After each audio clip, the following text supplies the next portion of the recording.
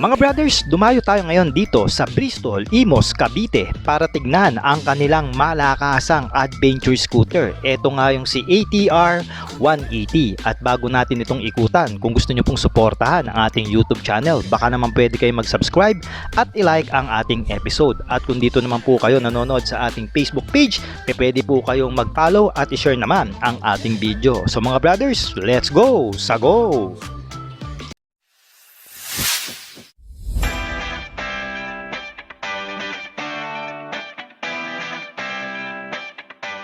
Mga brothers, available na sa Shopee ang ating riding jersey at iba pang mga riding gears na ginagamit natin. Nandyan yung link sa gilid ng video. Let's go! Sa go! Alright mga brothers, nandito tayo ngayon sa Bristol Motorcycle Imos Cavite branch. Ayan, makikita nyo ang kanilang showroom. Air condition, daming units, may mga accessories, no? After sale na parts. At ito ang iikutan natin ngayon mga brothers, the ATR 180. Actually, dalawang adventure scooter ang meron na ang Bristol. Itong ATR 160 at itong ATR 180 pala. Ito yung 160. Ito yung naunang version. Ito na yung upgrade version. Yan. Ito mga brad, the dual sports na scooter mga brothers. It means pwede siya sa mga light off-road, no? And then sa on-road. So dual sports. Ayan mga brothers, ang gusto ko rito, makikita nyo naman naka-spoke wheel, pero naka-tubeless yung goma nyan. Ayan o, dito pa lang makikita, busog na kayo sa harapan nitong ATR 180 mga brad. At syempre, newly upgrade yung makina, mas pinalakas, mas efficient, at meron siyang hybrid and assist. Ayan, so okay naman yung hulmahan nitong motor na ito para sa akin. Hindi naman siya OA at simple na medyo rock ang dating. Okay, simula tayo rito, meron tayo ritong clear na windscreen, adjustable po yan. Angat nyo lang, nakaangat siya ngayon, inangat ko na siya, tapos pwede nyo angat ulit para bumaba. Alright, and then mga brothers, meron tayo ritong projector na LED lights. Apat po yan, dalawang low beam, dalawang high beam mga brothers. Ang ganda ng pagka-block nito mga brothers, with the daytime running lights pa yan na LED. Tapos yung turn lights natin nakalabas, external po, at flexible naman, tatlong LED yan, no? And then meron tayo parang winglet na design dito mga brothers. Ayan, that can give you some sporty vibe. At syempre may camera ito, silipin natin. Ayan o, nilagyan lang ng takip para hindi po ma-damage. Ang gusto ko pa rito kay ATR 180 mga brothers, tingnan nyo naman, naka-inverted fork, diba? Ito lang ata ang nakita natin, o si Bristol lang ata naglalabas ng ganitong klaseng suspension when it comes sa adventure scooter nila below 200cc mga brothers. Pero check, ayan, flexible po yan, no? At meron tayo ritong disc brake sa harapan na dual path piston caliper, branded Derendai QJ motor. By the way, itong motor ng Bristol is a QJ po ito. Ito ang gusto ko, yung ganitong setup, spoke wheel, oh, di ba? Mahal po yung magpaganito mga brothers. Kung pa-convert yung motor nyo, malaki po gagastusin nyo. Pero dito, out of takasa, ito na siya. Ang ganda ng setup. And of course, meron itong tire pressure monitoring, kasama na rin yan. At meron itong tire size na 110/80 na naka-Chensen tire, kapit Taiwanese, no? As can say na makapit siya, no? Yung may pagka soft compound siya. So kung masaya lang kayo, kahit di kayo magpalit, okay na okay itong CST, no? At ito yung likod, okay din naman, pulido yung pagkaka-assemble mga brad. So mga brothers, dito sa likod, naka-LED po tayo na taillight. Napakaganda and very unique po yung ginawang design dito ng QJ, no? May prevision siya rito lagyan ng camera. So front facing lang po ang meron. Gusto ko pa meron tayo ritong aluminum o bakal po na grab bar. Split type po yan at pwede nyo po itong bilan ng aftermarket na pwedeng maging top box ready siya. Alright? At ito mga brad, napakaganda rin ng fairings sa assembly rito, pulido po, no? At naka-extend po ang ating rear fender dito para may protection tayo sa dumi, sa putik, sa tubig ulan. External po ang ating LED rito. Hindi naman masagwa, no? Okay naman, bumagay naman sa design, no? Kahit wala siya dito sa assembly ng taillight. May ilaw ang ating plaka, may reflector. Ayan, ang gusto ko dito, nakadebaso po ang kanyang suspension. Non-adjustable, adjustable po ulit na to, sorry. Ito po. Dito yan, may spammer ba yun na tawag para ma-adjust siya yung play niya kung gusto nyo na sobrang tigas, gusto nyo naman ng sobrang lambot. Pero ngayon, nasa standard shoe. nasa standard siya mga brothers. Naka-disc brake din tayo rito sa likod with the single pot piston caliper. At bago ko makalimutan, naka-dual channel ABS po ito with the traction control. No, mas maliit po yung gulong dito na 130 by 70 at 13 inches wheel mags. Of course, tubeless na ito at talagang hinahangaan ko dito sa ATR 180 yung spoke wheel niya po dahil mas maganda po ito sa off-road o sa light off-road, no? Nakataas po ang ating tambucho dito, upright, single exit, naka-allen bolts po ang tornilyo. Ayan, makikita nyo, naka-stainless ang kanyang muffler guard, no? Talagang pulido. At ito yung kanyang liquid cooled cover. Ang tapakan ng pillion, mamaya check natin yan sa side profile, sa kabilang side para po makita nyo. Ayan yan, mga yan brother, oh. Ang linis ng ilalim, no? Madaling linisin. Meron pa ritong kortina para hindi basta-basta po madumihan ng components doon, lalo na yung ating injector mga brothers. Pagdating sa makina, kaya nga nito mag-generate ng 17.4 horsepower at 7,750 RPM at sumisibat ito mga brothers ng 15.2 Nm of torque at 6,000 RPM, habang meron itong saradong 174.7cc single cylinder, single overhead cam na 4 po yung kanyang valvula. Mataas po ang kanyang compression ratio, kaya naman po naka-liquid cooled ang kanyang cooling system sa makina. At ito meron mga brothers ay merong bore and stroke na 60 by 61.8 mm.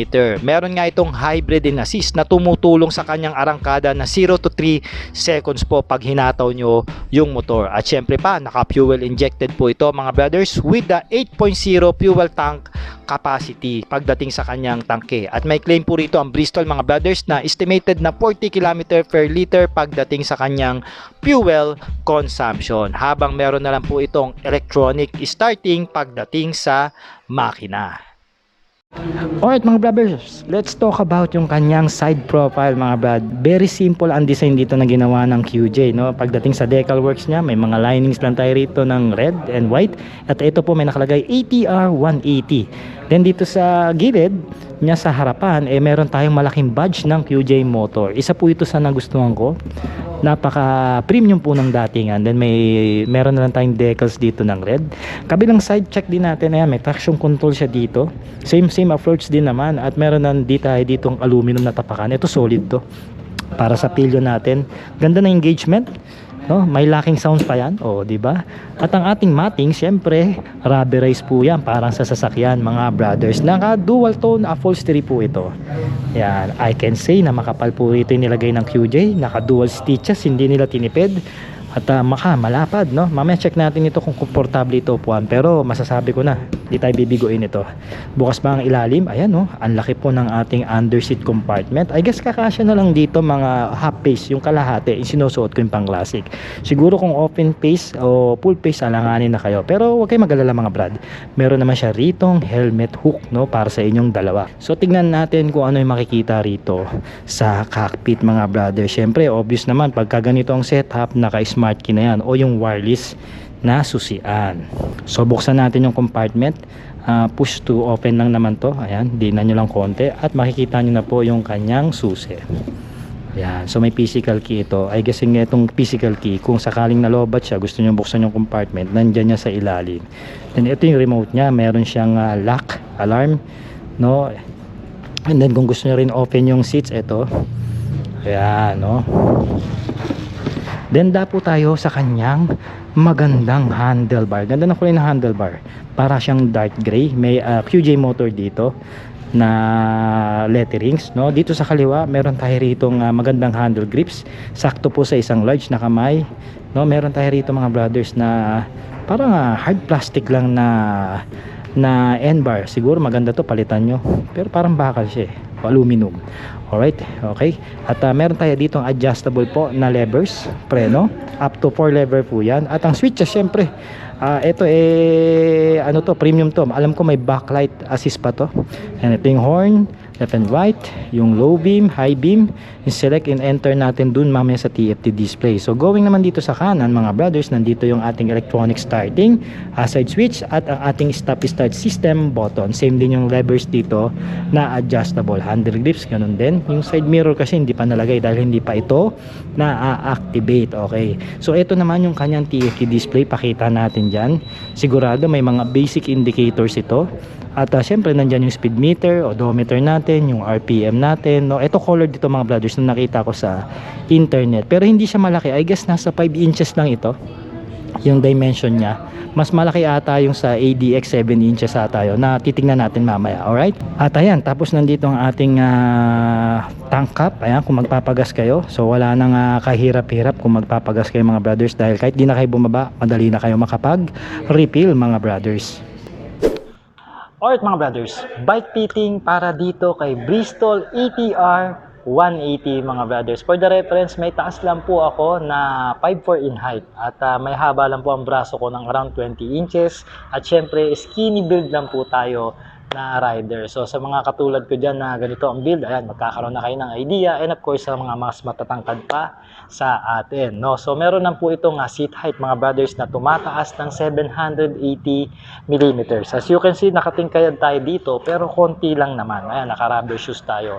At ang maganda rito kasi mga brothers, mataas po yung kanyang ground clearance na 165 mm. So above minimum po siya. So mostly kasi ang standard natin dito sa Pilipinas is 130 mm po pataas. Pag mga 130 pababa, medyo alanganin na, lalo na pagka may angkas kayo. At syempre ito ay may bigat na 133 kilogram naman. Sa akin naman tamang-tama yon sa mga below 200cc na adventure scooter mga brothers. So hindi naman kayo pahihirapan nito. At pagdating naman sa riding gesture, syempre upright tayo rito.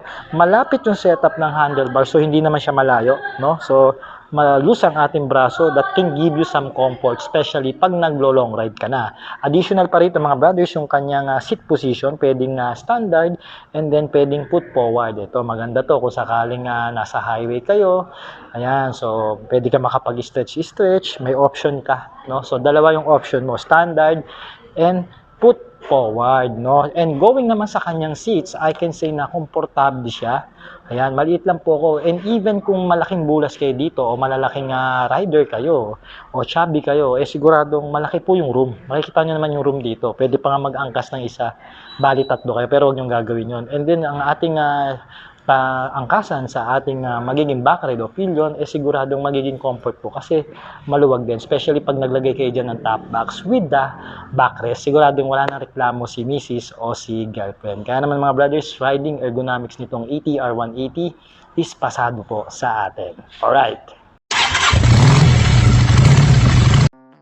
At eto na nga mga brothers, naikutan na nga natin itong Bristol ATR 180. At pag-usapan naman natin kung magkano ang kanyang updated price ngayong 2026. Meron nga itong SRP na 189,900 pesos. At kung gusto nyo naman po itong kunin sa ating online financing, meron po itong minimum down payment na 28,485 pesos. At sa 3 taon mga brothers, meron ka ritong monthly na 8,360 pesos at rebated na po yan. Maaari po kayo mga brothers mag-PM sa ating Facebook page. Yan po ang Sork Moto, o kaya naman mag-call and text sa ating cellphone number kung nais nyo pong mag-apply sa ating online financing. Yan po ang Cebuana Cycle Finance. Okay? So mga brothers, mag-comment naman kayo ng yes kung nagustuhan nyo po ang matinding scooter na ito. Yan nga po ang Bristol ATR 180, at isama nyo na rin po ang inyong location para nalalaman ko kung saan nakakarating ang ating video. At once again, ako po si Sork Moto, ang inyong legit at maaasahang ahente pagdating sa motorsiklo. Alright!